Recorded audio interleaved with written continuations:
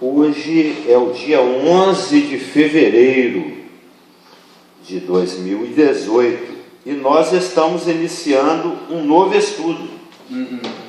Tendo em vista que dia 13 agora, depois da manhã, é o feriado de carnaval e também o aniversário do Isaac, filho do pastor Geraldo, na quarta-feira se inicia a Quaresma Católica. Ela se inicia na quarta-feira, dia 14, com a conhecida Quarta-feira de Cinzas, e ela vai se estendendo, esse conjunto de feriados católicos, ele se estende agora de quarta-feira próxima, dia 14 de fevereiro, Quarta-feira de Cinza, até o domingo de Páscoa.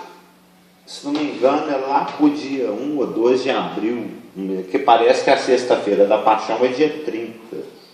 Março tem 31. Deve, se não me engano, a Quaresma cristã católica, ela se estende por 45, 44 dias aí, da quarta-feira de cinzas até lá no domingo de Páscoa, de maneira que nos próximos 40 dias, os próximos alguns domingos aí, 5 ou 6, nós vamos estudar esse assunto da Páscoa, pelo fato de que ele é um assunto bastante pertinente. Não que nós que já somos nascidos de novo, hoje nós já frequentamos igreja há muito tempo, o irmão Américo há muitas décadas, né? Uns 50 anos talvez. Eu já tenho aí 30 e alguns anos, 37, está indo para lá.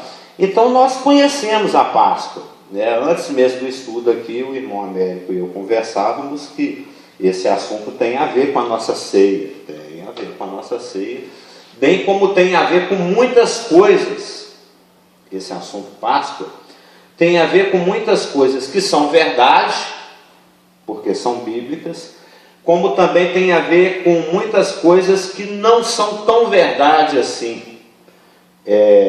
São tradições, são costumes que estão inseridos na nossa cultura e que, a princípio, essas tradições partiram de um ensino que é bíblico, mas à medida que os séculos foram passando, esses ensinos foram sendo distorcidos, ao ponto de nós chegarmos a essa comemoração cristã, né, mundialmente conhecida, chamada de Páscoa. E nós vamos ver, ou seja, o objetivo desse estudo é nos trazer discernimento, para que a gente possa separar o joio do trigo, para que nós possamos compartilhar livremente, com a consciência tranquila, daqueles ensinos a respeito da Páscoa, que são de fato a revelação de Deus, portanto são críveis e confiáveis, e nos quais nós podemos encontrar consolo, edificação e ensino, porque a palavra fala que tudo o que foi escrito, principalmente com relação a Israel, serve para a nossa instrução também, bem como para que nós tenhamos discernimento para podermos saber discernir os costumes e tradições que nos envolvem, quer nós queiramos, quer não. A gente, mesmo sendo nascidos de novo, mesmo fazendo parte da verdadeira igreja, mesmo tendo o Espírito Santo, mesmo tendo a mente de Cristo, mesmo sendo peregrinos nesse mundo, nós, de uma maneira ou de outra, acabamos sendo afetados por essa tradição cristã, principalmente católica. Tem muitas igrejas protestantes que também participam disso. Então, para que nós possamos ter discernimento de sabermos em o que participar, em o que não participar e em o que podemos participar até certo ponto com discernimento. A gente sabe que vai vir aí Páscoa, chocolate, vai vir Sexta-feira da Paixão, isso altera os cardápios. Minha sogra, por exemplo, não come carne durante esse período. O irmão sabe que tem pessoas que são mais religiosas, né? E se prendem a essas coisas. E isso está cada vez mais em desuso. A nossa sociedade está cada vez mais se apartando de Deus, quer seja Ele o Deus verdadeiro ou um Deus fabricado por aí. As pessoas estão muito preocupadas, não é preocupadas, ocupadas com as coisas da carne. E nós vamos ver que esse ensino, esse entendimento é necessário, porque tem igrejas, eu já frequentei muitas igrejas, já vi muita coisa. Eu já vi igrejas, por exemplo, que promovem uma festa similar à festa do carnaval, porém adaptada para cristãos. Ou seja, a intenção é boa. Para não perder membros para o mundo e para a carnalidade, se promove uma festa similar ao carnaval, porém um pouco mais moderada, mas que não deixa de ter o mesmo espírito. Eu me lembro de uns 30 anos atrás, uma certa igreja promovia o Espiritival, eu ainda não sei se existe, que é um carnaval cristão, é um lugar onde você pode atender as demandas da carne de uma forma menos, não sei nem como é que eu falo, de uma maneira mais religiosa, ou mais santa, não sei nem como falar. E porque os irmãos sabem que o período da quaresma, ainda falando da Páscoa cristã, isso é só uma preparação. Eu estou só tocando aqui nos pontos que vão ser abrangidos, nós ainda não estamos aprofundando em nenhum. Nós vamos aprofundar nos 3 aspectos. Bom dia, irmã. Bom dia. E os irmãos talvez saibam, porque isso é de conhecimento geral, que a Páscoa, essa Páscoa que é celebrada pelo cristianismo, que a princípio partiu da revelação de Deus, conforme está nas Escrituras, e depois foi se distorcendo ao longo do tempo, sendo acrescido de tradições, de interpretações, incorporando elementos que nem são do cristianismo e nem está na Bíblia, que a gente chama de sincretismo, né? Quando o cristianismo começou a se misturar com doutrinas espúrias, que não tem nada a ver, absolutamente nada a ver com o cristianismo, os cultos de fertilidade, o ovo, aquela história toda, ao longo de muitos séculos, 15, 17 séculos, é muita coisa, essa doutrina, essa interpretação cristã da Páscoa judaica, ela foi sendo adulterada ao longo do tempo, ao ponto de que aproximadamente lá em meados do surgimento da Reforma, lá para o século XVI, ela já estava bastante distorcida e acrescida de vários elementos absolutamente não bíblicos. Foi uma mistura de raciocínio mundano com instrução bíblica, com elementos doutrinários de religiões pagãs, né? De maneira que a configuração que nós temos atualmente, isso só pré-antecipando um pouco da Páscoa cristã, nós temos aquele período de abstinência, que vai da quarta-feira de cinza até o sábado de aleluia, um período de abstinência, aonde os fiéis, né, se abstêm de várias coisas, né, cada um interpreta de uma forma, alguns se abstêm de toda forma de proteína, outros mantêm a proteína de peixe, mas elimina a do boi e de outros bichos. Alguns nem têm relações com a própria esposa e com o próprio marido durante esse período. Então existem várias interpretações. Nós vamos adentrar nisso mais para frente. De maneira que é um período em que o cristão que eu estou falando aqui é no sentido bem amplo, né? Porque nós temos o cristianismo verdadeiro, que é aquele conjunto de cristãos verdadeiramente nascidos de novo, que foram lavados pela aspersão do sangue de Jesus Cristo e que agora foram aproximados a Deus. Nós compomos a verdadeira igreja. Isso aí, normalmente, quando eu ensino, eu chamo de cristianismo. É o cristianismo verdadeiro. E existe a cristandade. A cristandade, ela engloba não somente a igreja verdadeira, mas todo indivíduo, independentemente dele ser nascido de novo ou não, que professa o nome de Cristo. Se um católico, um testemunho de Jeová, um verdadeiro cristão batista ou um adventista forem lá para a China, para ele enxerga, bom dia, independentemente de ser protestante ou católico, ele vai enxergar alguém com uma cruz pendurada no pescoço. É um cristão. É um cristão. Bom dia. Então, o cristianismo mais amplo, que eu estou aqui chamando de cristandade, né? A cristandade, ela engloba joio e trigo. E o cristianismo seria só o trigo verdadeiro. A cristandade desenvolveu um sistema doutrinário relativo à parte de uma tal maneira que existe um período de abstinência e preparação, que vai da quarta-feira de cinza, quarta-feira agora, até o sábado de aleluia, que antecede o domingo da ressurreição ou da Páscoa, que é uma grande festa. Mas antes que esse período de contrição, esse período de abstinência, esse período de aparente separação para Deus, né? É aquele versículo que o pastor Geraldo ama.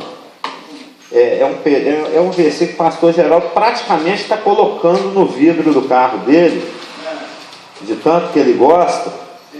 É um versículo que ele tem aqui em Filipenses, que fala... como é que é aquele versículo que fala que não ajuda nada na carne? 2:20. É Colossenses. Não, Colossenses. Ele cita 300 vezes. Aquelas coisas que não aproveita para nada, só para carne. Aqui, ó. 2:23. Tais coisas com efeito têm aparência de sabedoria, como o culto de si mesmo e de falsa humildade, de rigor ascético. Não é uma disciplina pessoal muito firme. Todavia não tem valor algum contra a sensualidade. Ou seja, não faz aquilo com doutrinas e preceitos de homem, mas com a sensualidade não tem valor algum. Ou seja, a Páscoa cristã está recheada disso aí que ele falou. Ensinos de homens, preceitos, acréscimos e coisa e tal. E baseado nessa interpretação, vamos chamar assim, eles criaram esse período chamado Quaresma, porque o nosso assunto é Páscoa, pastor Geraldo. Você está sabendo, né? É um estudo que nós vamos fazer de hoje até o domingo de Páscoa, para que nós tenhamos entendimento do que é que está acontecendo, o que é isso que acontece ao nosso redor. A gente precisa ter entendimento. E esse período chamado Quaresma, ele é antecedido por isso que a gente está vendo aí nas ruas. A minha esposa está tendo dificuldade de chegar em casa, entendeu? Ela larga serviço 1h20, ela foi conseguir pegar metrô para vir para casa 1h10 depois que ela tinha largado serviço. Porque a própria praça onde ela trabalha está totalmente congestionada de pessoas, né? A praça da rodoviária ali. Os irmãos sabem, tem 480 blocos caricatos espalhados pela rua, e levando pecado a todos os recantos da capital, né? E esse período de Quaresma, segundo uma interpretação que foi sendo forjada e criada ao longo de 17 séculos, né, ela vem principalmente desde a Idade Média, ela é antecedida porque essa Páscoa cristã, nós ainda não estamos estudando ela não, só estou antecipando. Essa Páscoa cristã, da cristandade, ela tem como base elementos bíblicos, elementos sincréticos, né, de outras religiões que foram casadas, introduzidas e misturadas com os elementos bíblicos, E existem elementos gnósticos também, fruto da interpretação e do entendimento da cultura grega a respeito das coisas.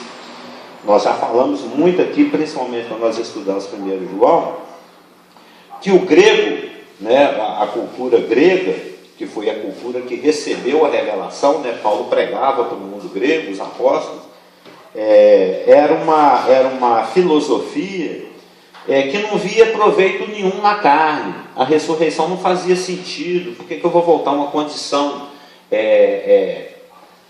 mais primitiva do que uma condição evoluída? Isso é pensamento grego.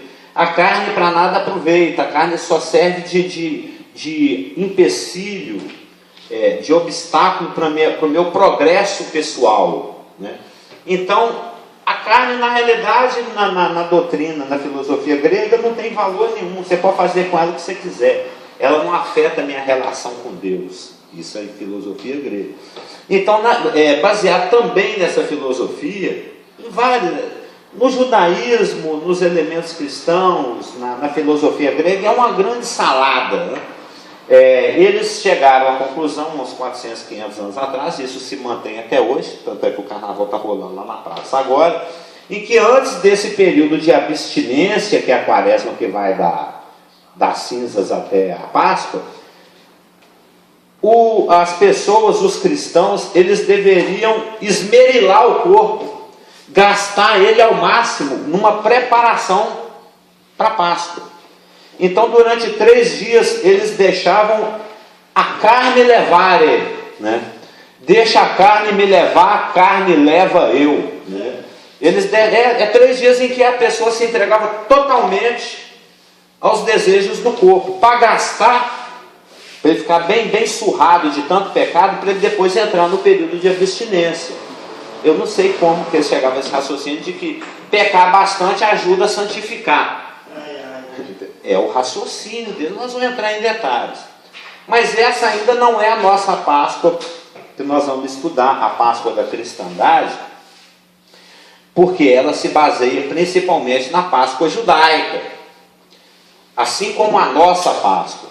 Então nós precisamos primeiro começar a buscar nas Escrituras qual o entendimento que ela nos traz a respeito desse assunto. E quando nós estudamos a Páscoa, o assunto, o tema, a palavra Páscoa, nós observamos que existem 3 Páscoas. Existem 3 Páscoas. Sabia, pastor? Tem 3 Páscoas. Tem a Páscoa judaica, que nós vamos estudar mais detalhadamente, que é aquela Páscoa que foi oficializada. Depois me arranja um copo d'água. Eu fiquei conversando tanto com o irmão, depois esqueci de trazer, fazendo um favor. Existe a Páscoa judaica, que foi instituída por Deus através da pessoa de Moisés, por ocasião da saída do Egito. Por ocasião da saída do Egito, que foi o livramento do destruidor, que estava matando os primogênitos, mediante a colocação do sangue nos umbrais das portas. Quem tivesse fé para isso que praticasse isso e era liberto. Nós vamos ver isso em detalhes. Existe a Páscoa cristã, que é essa da qual nós estamos falando aqui, que é a Páscoa da cristandade. E existe a Páscoa do nascido de novo. Essa é que é a Páscoa. Vai ter que pegar com as 2 mãos aqui, então.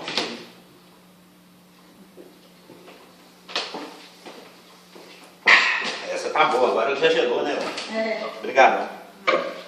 E existe a Páscoa do nascido de novo. Essa é que é a verdadeira Páscoa. A primeira Páscoa, a judaica, era só uma sombra dessa, da verdadeira.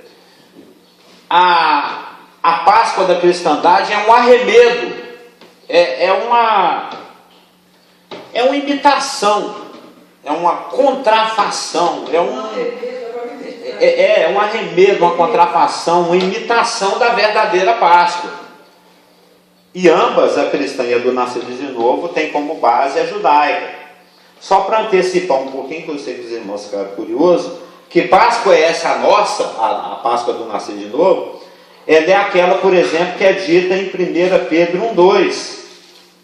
Ela é falada em alguns lugares do Novo Testamento, que nós vamos estudar. Por exemplo, em 1 Pedro 1,2 está dito, eleitos segundo a presciência de Deus, o conhecimento antecipado de Deus, eleitos segundo a presciência de Deus Pai, em santificação do Espírito, para a obediência e a aspersão do sangue de Jesus Cristo.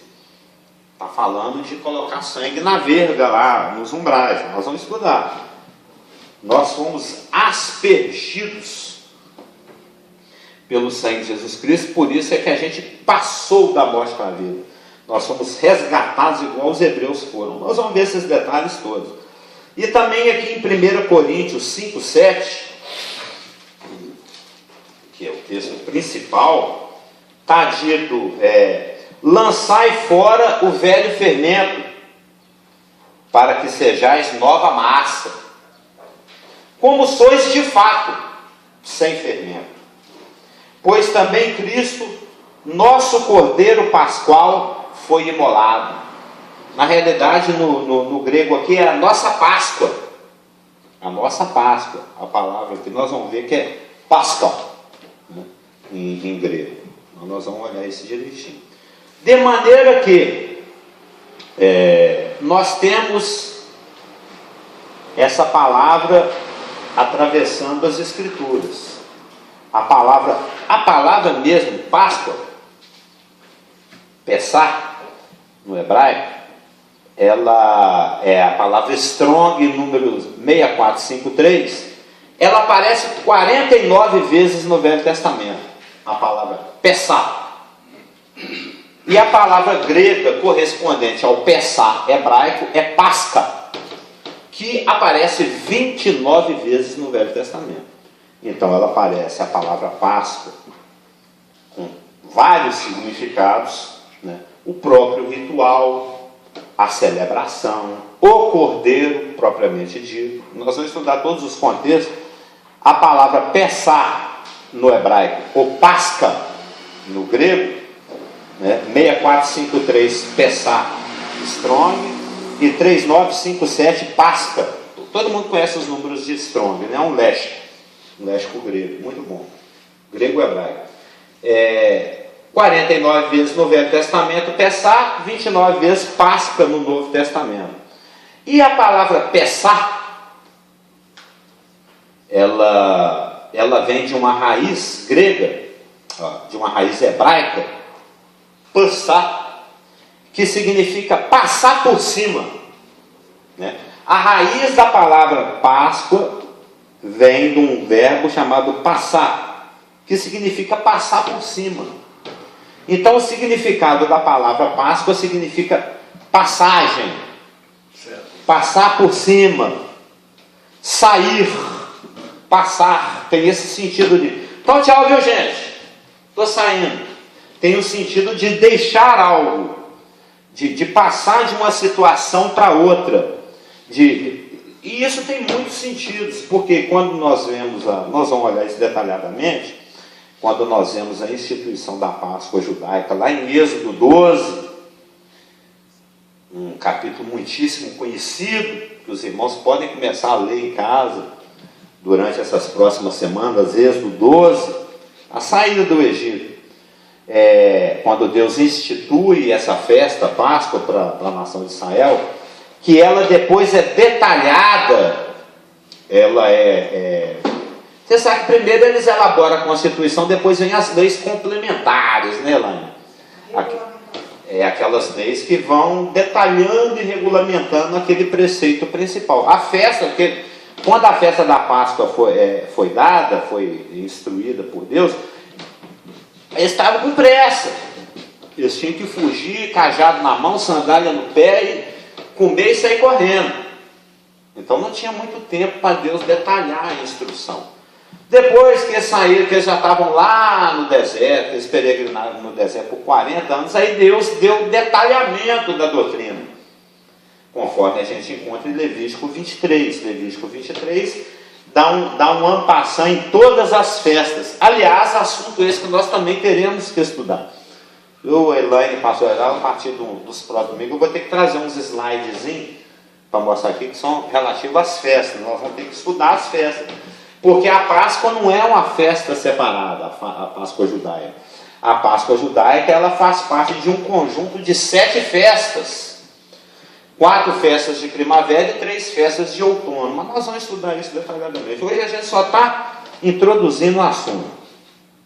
Então essa Páscoa hebraica, né, judaica, que foi instituída por Deus através de Moisés na saída do Egito, lá em Êxodo 12, e que é regulamentada em Levítico 23 e número 9, ela tem essa palavra Pessah, que significa passagem na sua origem, e é oportuno que seja usada essa palavra, porque esse aspecto de passagem aparece em inúmeros sentidos. O próprio anjo destruidor passou por cima das casas que estavam manchadas de sangue, as portas manchadas de sangue. A festa, conforme a gente vê o detalhamento dela em Levítico 23, ela começava com esse dia principal da ceia do cordeiro, com ervas amargas e coisa e tal, mas depois ela se estendia por 7 dias. Por 7 dias.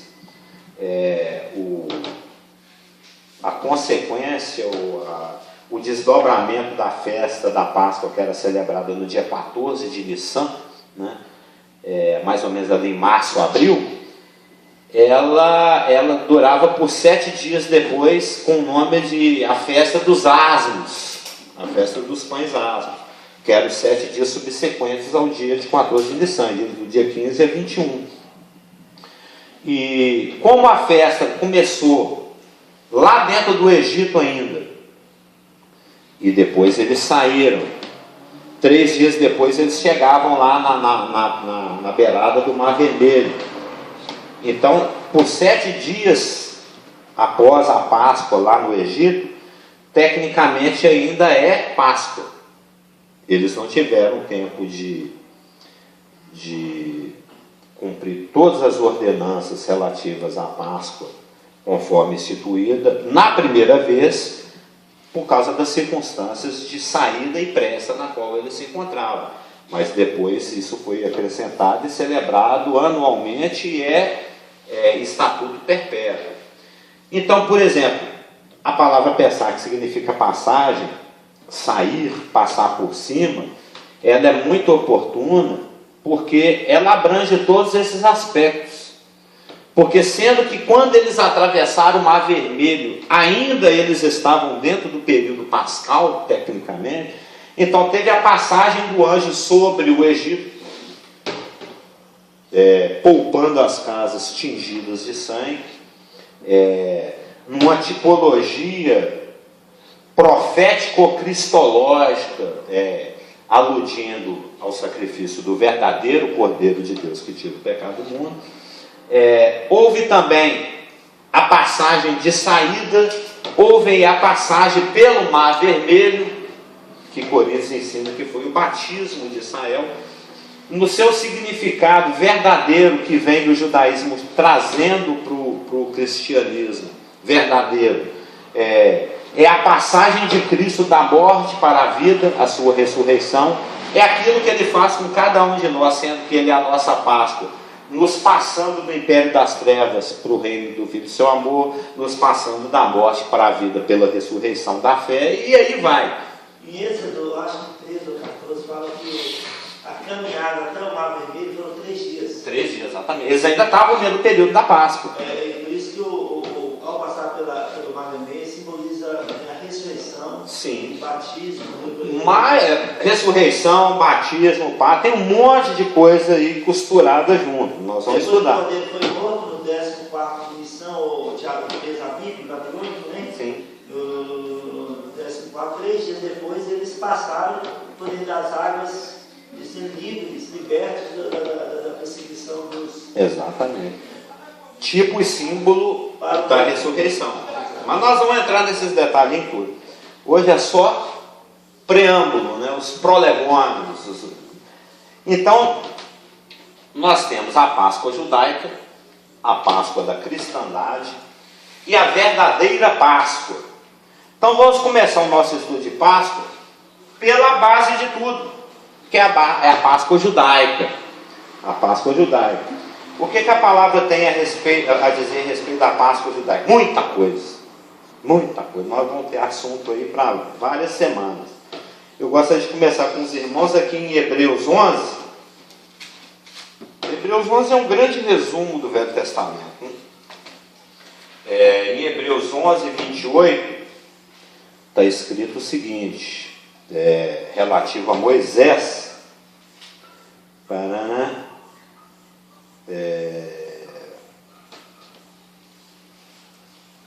Hebreus 11, 28, falando de Moisés.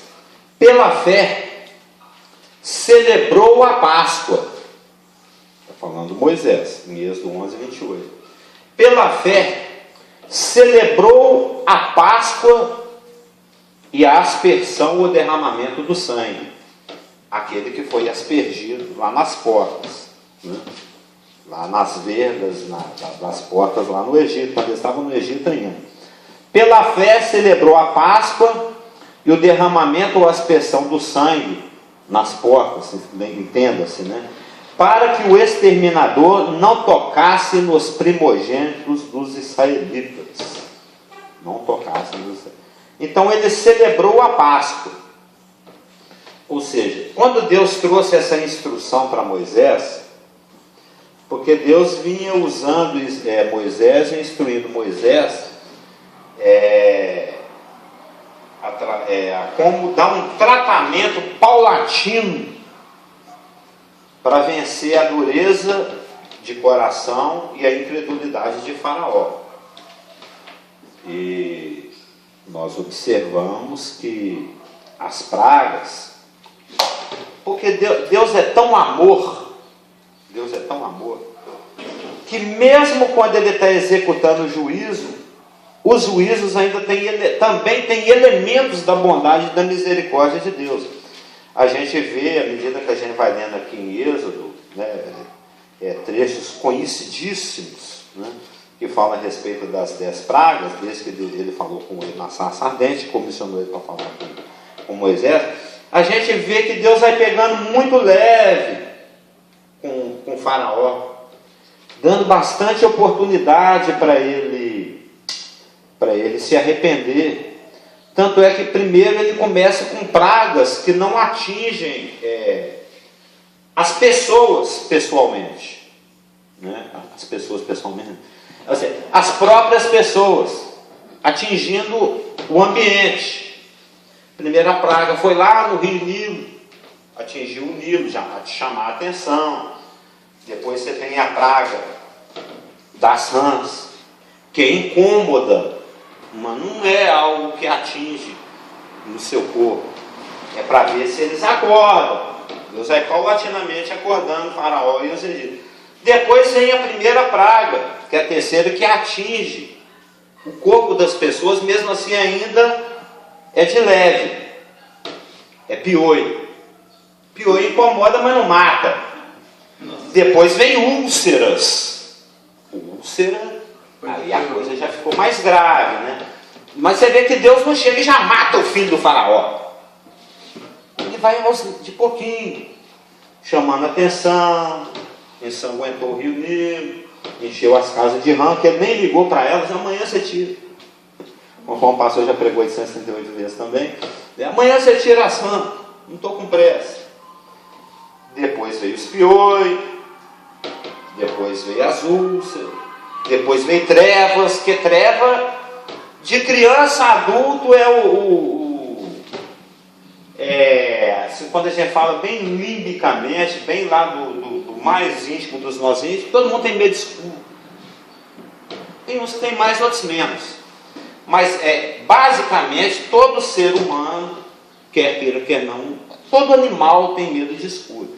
E por fim vem a praga que toca mesmo na ferida, que é matar os primogênitos.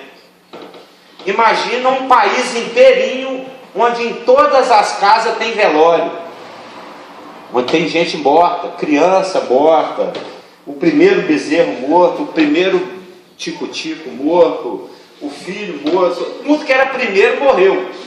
Todos os primogênitos, exceto os primogênitos daquelas casas que estavam protegidas pelo sangue, entre aspas, de Cristo, tipificando o sangue de Cristo, o sangue do Cordeiro. Então Moisés, ele sendo usado por Deus para trazer esse juízo paulatino, progressivo para o Egito, diante da dureza do coração do faraó, acaba culminando nessa tragédia. E nós acabamos de ler que pela fé ele celebrou a Páscoa, ou seja, a fé de Moisés produziu uma resposta de obediência à instrução de Deus. Deus falou, ele acreditou e fez. Ele poderia ter ouvido e falar, eu faço semana que vem. Igual muitas vezes a gente fala, né? Deus pede uma coisa para a gente deixa para semana, deixa para depois. Depois do carnaval. Depois faz igual o faraó. Depois. Você viu assim, eu vou dormir aproveitar, depois eu vou fazer. É assim que as pessoas carnal. Nesse caso, esse deixar para depois é tarde. Né? Deus fala assim, pinta a porta de vermelho aí, porque o destruidor vai passar, semana que vem eu faço isso, semana que vem depois. Aí a meia-noite já era. Meia-noite já era. Então Moisés acreditou. Primeiro, na promessa de que um destruidor ia passar. E segundo, de que quem cresce no sangue seria livre. E ele agiu baseado na fé que ele tinha. Na crença que ele depositava, crença e confiança que ele depositava no que Deus havia falado. E isso havia sido antecipado por Deus ao próprio Abraão. Porque quando a gente vai em Gênesis 15, Abraão é aquela pessoa que Deus usou para originar a nação de Israel. Todo mundo conhece a pessoa de Abraão, exceto o irmão Américo, nunca ouviu falar do Abraão. Todos nós conhecemos a celebérrima pessoa de Abraão. E é impressionante como o que Deus fala sempre é verdade. Não deixa de ser verdade, por menor que seja o aspecto, porque quando Deus chamou Abraão, Deus falou que ele seria o pai de uma multidão, e que ele seria um homem muito respeitado, um homem cuja honra, cuja fama, cujo nome, em todas as culturas, em todas as famílias da terra, ia trazer reverência. E é fato. O judaísmo ama Abraão. Abraão é o pai de todos. Né? Não tem um judeu que não respeite Abraão. O pai Abraão, né? A grande figura do pai é Abraão. O islamismo respeita Abraão, porque eles vieram de Abraão também via Agar e Ismael, como diz o pastor Ismael. Lembra que eu falava assim, o Ismael, puxando bem o S? Então, o islamismo, o mundo árabe, que é tão antagônico a Israel e até mesmo ao cristianismo, em todos os aspectos, nesse aspecto não é. Nesse aspecto, Isaac e Ismael enterram Abraão juntos. A gente lê isso lá em Gênesis. Então existe um respeito muito grande da parte do islamismo para com a pessoa. E do cristianismo também. Então não tem um povo, uma cultura, seja judaica, seja islâmica, seja cristã, ou seja de que religião for, que não respeite Abraão. Abraão realmente é um homem exaltado, honrado, reverenciado. É um nome que ninguém tem nada mal para falar dele. Alguém tem alguma coisa de ruim para falar de Abraão? Ele é uma figura impoluta, é a palavra, Elaine? Impoluta. E Deus falando com Abraão, porque Deus chama Abraão, conforme está aqui em Gênesis 12, 1, 2 e 3, e uma segunda aparição a Abraão acontece alguns versículos depois, quando ele já está lá na terra prometida. No verso 7 de Gênesis 12, fala que ele apareceu a Abraão e ele disse: darei à sua descendência essa terra. E Abraão edificou um altar para o Senhor lá naquele lugar. Então teve uma primeira aparição lá em Gênesis 12, ainda lá na Mesopotâmia. Gênesis 12, 1, 2, 3.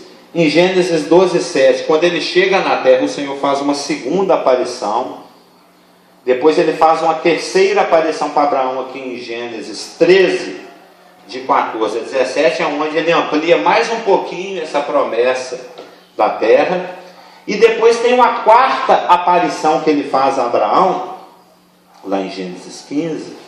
Ele já tinha andado um pouco com Deus, já tinha crescido mais, porque a forma de Deus nos instruir é progressivamente, né, aos pouquinhos. Então ele já havia aparecido para Abraão lá na Mesopotâmia, em Gênesis 12, 1, 2, 3, lá no Negueb, na primeira aparição na terra prometida, ele ainda peregrino, em Gênesis 12, 7, em Gênesis 13, 14, ele aparece pela terceira vez, e aqui em Gênesis 15, aí ele efetiva o pacto dele com Abraão. A gente conhece essa passagem aqui, eu já falei dela como diz o pastor Geraldo, umas 383 vezes, mas eu vou falar pela 384ª vez, né? Que diz o seguinte, lá em Gênesis 15, o Abraão está meio que discutindo com Deus aqui, né? Ele é igual o Salim lá no mercado, meio que negociando assim, e Deus falou, eu vou te abençoar, lá em Gênesis 15, 1. Depois desses acontecimentos, que foi a batalha dos 5 reis contra os 4, o Ló foi levado cativo, ele teve um encontro com Melquisedeque, um encontro com o rei de Sodoma, aquela história toda. Depois desses acontecimentos, veio a palavra do Senhor a Abraão numa visão e disse, não temas, Abraão, eu sou o teu escudo, e o teu galardão será sobremodo grande. Aí o Abraão fala assim, Deus, tudo bem, Eliezer está aí, mas filho que é bom mesmo ainda não tem não, né? Respondeu Abraão, Senhor Deus, o que me haverás de dar? Tadinho, a gente tem uma visão tão pequenininha, né? Deus tem um plano grandioso para nós, e a gente fica aqui, não, né? Meu carro quebrou, o farolete, e tá, tem coisa muito mais importante do que seu sorvete caiu no chão, gente. Senhor Deus, que me haverás de dar se continuo sem filhos, e o herdeiro da minha casa é o Damasceno Eliezer, era um sírio, o empregado mais antigo dele, fidelíssimo esse empregado, pelo que a gente aprende dele. Disse mais Abraão, a mim não me concedeste descendência, e um servo nascido na minha casa é que vai ser o meu herdeiro. A isto respondeu logo o Senhor, dizendo, ele não vai ser seu herdeiro não. Olha aí para as estrelas, você consegue contar? É a sua descendência. Bem, Deus falou, mas crer é uma coisa, esperar é outra, né? Porque esperar demanda tempo, décadas. Sabe como é que Deus faz as coisas? A idoneidade de Deus é tanta que ele usou de um dispositivo, porque Deus quer ser compreendido, então ele nos fala da maneira mais compreensível possível. A forma que ele encontrou de garantir para Abraão de que a promessa que ele estava fazendo, de que não seria o Damasceno Eliezer o seu herdeiro, mas alguém que sairia dos próprios lombos dele, para dar efetividade, tranquilidade total para Abraão, ele pegou Abraão pela mão e levou Abraão lá para o cartório. É igual esses políticos, vão registrar minha promessa em cartório. Deus registrou a promessa dele em cartório, porque a forma cartorial de fazer as coisas naquela época era o seguinte: eu tenho um pacto ali com o irmão Américo, eu vou comprar aqui essa edificação, esse imóvel, e no momento, digamos que o irmão quer me vender aqui por 11 mil, eu só tenho 8. Eu vou dar esses 8 de entrada para o irmão e vou lá no cartório registrar algum tipo de documento aonde eu me comprometo de forma que eu não tenho como fugir desse compromisso visto que está registrado em cartório, de que eu vou pagar o restante. Então Deus, para garantir para Abraão de que o que ele estava falando era algo plenamente confiável, ele pegou Abraão e levou ele lá para o cartório da época, que era um costume que eles tinham. Beleza, eu vou comprar o imóvel do irmão, vou ficar devendo uma parte, mas eu me comprometo com o irmão que eu vou pagar o restante, porque nós vamos fazer o seguinte: nós vamos pegar aqui, ó, uma novilha, uma cabra, um cordeiro, uma rola e um pombinho. Eu vou pegar esses 5 animais e vou partir eles no meio. Eu vou colocar metade deles de um lado, metade deles do outro. Aí eu e o irmão Américo vamos dar as mãos e nós dois vamos passar por entre essas metades. Isso a gente aprende vendo sobre como eram os costumes da época, que é a explicação para essa passagem. Uma vez que eu e o irmão passamos de mãos dadas por entre essas metades de corpos, elas se tornam testemunhas contra nós, pela vida que eles perderam. E isso coloca a minha vida e aquele com o qual eu estou pactuando também na berlinda.